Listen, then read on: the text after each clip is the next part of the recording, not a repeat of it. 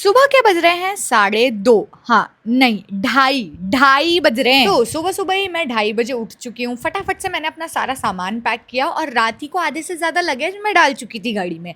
अब मैं इतने सुबह आज इसलिए उठी हूँ क्योंकि I don't want to get stuck in Mumbai का ट्रैफिक। क्योंकि मैंने ना रोड ट्रिप से एक चीज तो भैया सीख ली है कि आप जितना हो सके उतना जब सुबह निकलोगे ना, उतना ही आप ज्यादा डिस्टेंस कवर कर पाओगे। आई नो रास्ते में एक मच्छर तक के नहीं दिखने वाला है मुझे इस टाइम पर, लेकिन ठीक है। वैसे तो ये बहुत ही बढ़िया बात है कि जब मैं निकली थी तब बारिश हो नहीं रही थी, लेकिन जैसे ही मैंने 50 किलोमीटर कवर किया ना, वैसे ही यहाँ पर घमासान बारिश शुरू हो गई। और उसके बाद तो बस ये रुकी ही नहीं है, मतलब थोड़ी बहुत बूंदाबांदी हुई लेकिन फिर उसके बाद वापस शुरू हो गई है। एंड बारिश के समय में ना विजिबिलिटी कम हो जाती है। ऊपर से बारिश तो आ ही रही है और यहाँ पे स्ट्रीट लाइट्स भी नहीं है। लेकिन ठीक है, 6 बजते बजते उजाला हो चुका था और मैं यहाँ पे पेट्रोल पंप पे रुकी हूँ पेट्रोल भरवाने के लिए। और क्लोई यहाँ से बाहर तो ऐसे देख रही है जैसे उसको कोई भूत दिख गया हो। हाँ, इन दोनों को मतलब टस्की और क्लोई को ये देखना बहुत ही ज्यादा जरूरी है कि भैया जो पेट्रोल है वो अच्छे से भर रहे हैं या नहीं भर रहे हैं। और हाँ, मैं ना आप लोगों को एक चीज बताना भूल गई थी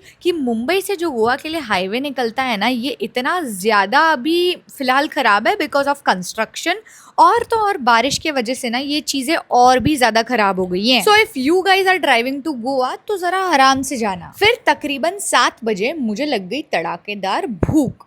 और वो तो अच्छा है कि हमारे रिजॉर्ट से ना हमें डब्बा मिला था और वो डब्बे में आया है फ्रूट सैलेड।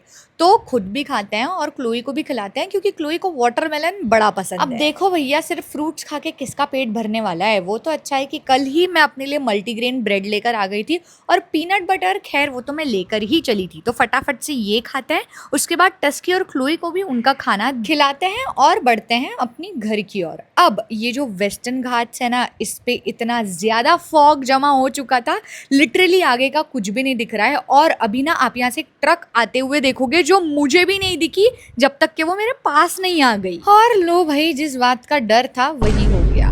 100 किलोमीटर ही बचा हुआ है मेरा घर यहाँ से, लेकिन यहाँ पर मुझे 2 घंटे का ट्रैफिक मिल गया। पर फाइनली 3 बजते बजते हम पहुंच गए होम स्वीट होम। किसी ने सच कहा है, घर से ज्यादा सुकून कहीं नहीं मिलता है। और मुझे पता है कि मैं बहुत ज्यादा आलसी हूँ, इसलिए फटाफट से आकर ना मैंने तुरंत अनपैक की है सारी चीजें। और मुझे बड़ा मन कर रहा था घर की अदरक वाली चाय पीने। तो ये चाय पी के अपना माइंड रिफ्रेश करते हैं और मैं आप लोगों से अगले व्लॉग में मिलूंगी।